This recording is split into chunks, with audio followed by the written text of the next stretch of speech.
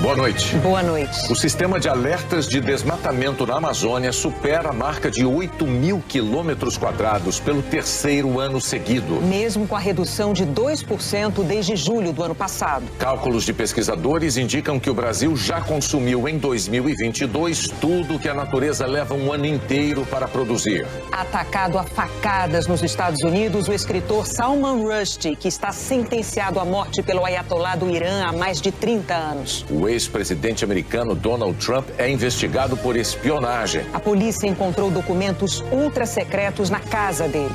Aumenta o número de brasileiros que abandonam os estudos. Juristas, professores e estudantes avaliam o caráter histórico das cartas em defesa da democracia divulgadas ontem.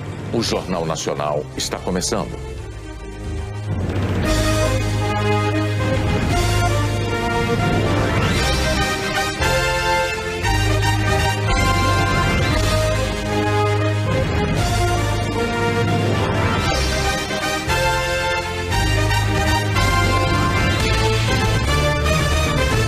O sistema que emite alertas de desmatamento na Amazônia revelou que, pelo terceiro ano seguido, a devastação superou a marca de 8 mil quilômetros quadrados. Centenas de árvores no chão e o fogo se alastrando pela floresta nativa. As imagens são de um sobrevoo do Greenpeace feito há 2 semanas nos municípios de Apuí e Novo Aripuanã, no sul do Amazonas. Em julho, o sistema DETER do INPE detectou quase 1.500 quilômetros quadrados de áreas sob alertas de desmatamento na Amazônia. A floresta derrubada tem quase o tamanho da cidade de São Paulo. Desde 2019, o desmatamento nos meses de julho vem superando os 1.000 quilômetros quadrados, num patamar muito superior aos períodos anteriores. No acumulado de um ano, a devastação também foi considerada alta pelos pesquisadores. Os dados de hoje marcam o fechamento do calendário anual de medição, que começa em agosto de 2021 e vai até julho deste ano. O desmatamento foi maior nos estados do Pará, Amazonas, Mato Grosso e Rondônia.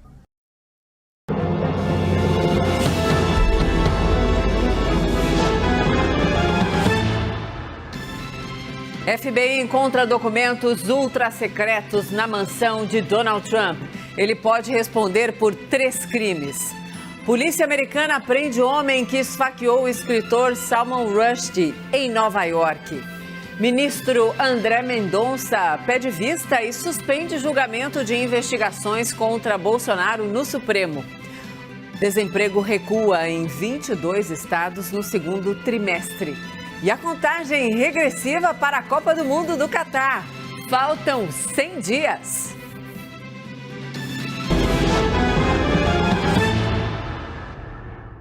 Olá, boa noite. Seja muito bem-vinda, seja muito bem-vindo também. Começamos contando para vocês que o ministro do Supremo, Luiz Roberto Barroso, enviou à Procuradoria-Geral da República um pedido de investigação do presidente Bolsonaro por suposta omissão na gestão da pandemia. A Juliana Lopes tem os detalhes para a gente. Oi, Ju, boa noite, bem-vinda. Oi, Mona, boa noite para você e a todos que nos acompanham.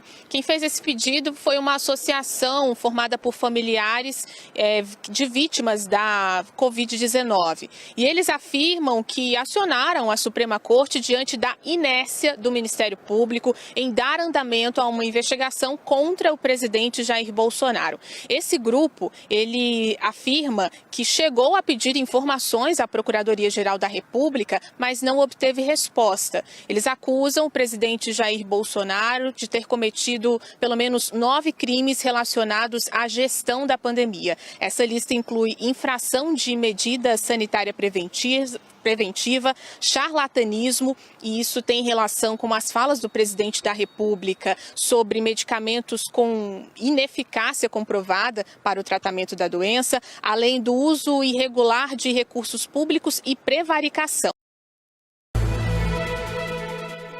Sexta-feira, 12 de agosto, o Jornal da Cultura começa agora com os seguintes destaques. Ministro do Supremo Tribunal Federal, André Mendonça, pede mais tempo e suspende julgamento de 20 recursos de inquéritos que envolvem o presidente Jair Bolsonaro. Voto em papel, tema central dos discursos bolsonaristas, é um capítulo tenebroso do passado no Brasil. Antes da implantação da urna eletrônica, o país tinha histórico de fraudes nas eleições. O governo federal regulamenta o empréstimo consignado para beneficiários do Auxílio Brasil sem fixar o teto dos juros. Desemprego recua em 22 estados brasileiros no segundo trimestre, impulsionado pelas vagas informais. Escritor Salman Rushdie passa por cirurgia após sofrer ataque a facas antes de palestra em Nova York, nos Estados Unidos. Justiça dos Estados Unidos diz que FBI encontrou documentos ultra-secretos em mansão de Donald Trump na Flórida. E agora, a ex-presidente é também investigado por possível crime de espionagem. Olá, boa noite.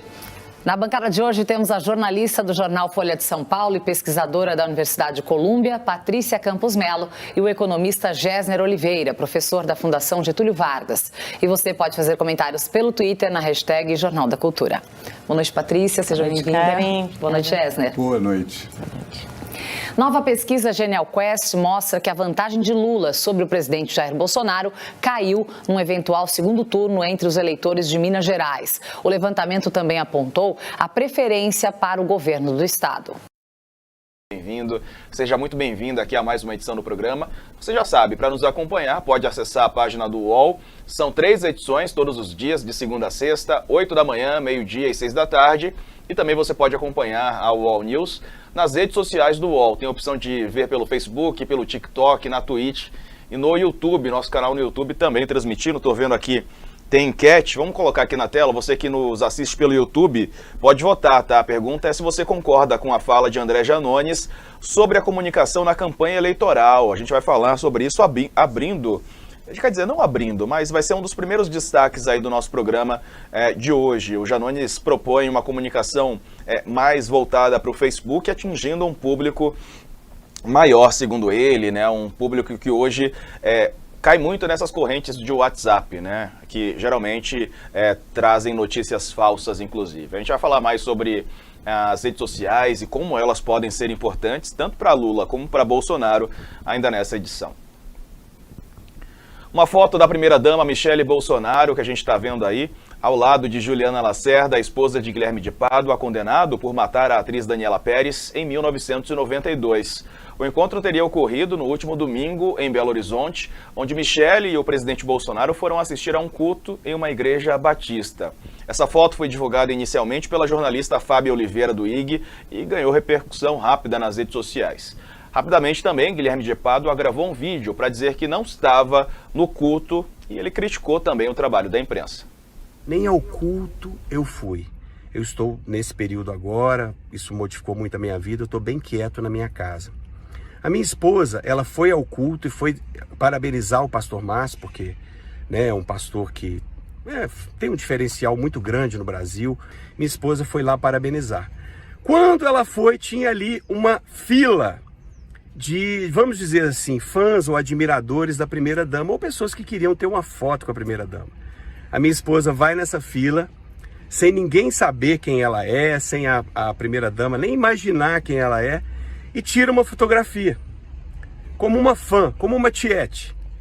Depois disso, ela envia essa foto para o pai. Olha, meu pai, quem eu conheci. O pai, orgulhoso da filha, manda para uma irmã, para uns parentes, e agora isso cai na mão da imprensa. Juliana Lacerda, que tirou a foto com a primeira-dama, também usou as redes sociais para se manifestar.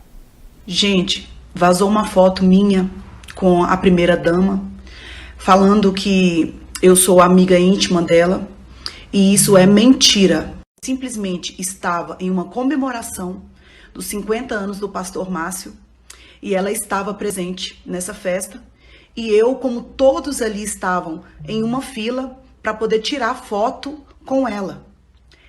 Foi apenas isso, com a primeira-dama, foi apenas isso, nada mais. Eu nunca troquei uma palavra sequer com ela, nunca, nunca, nunca mesmo.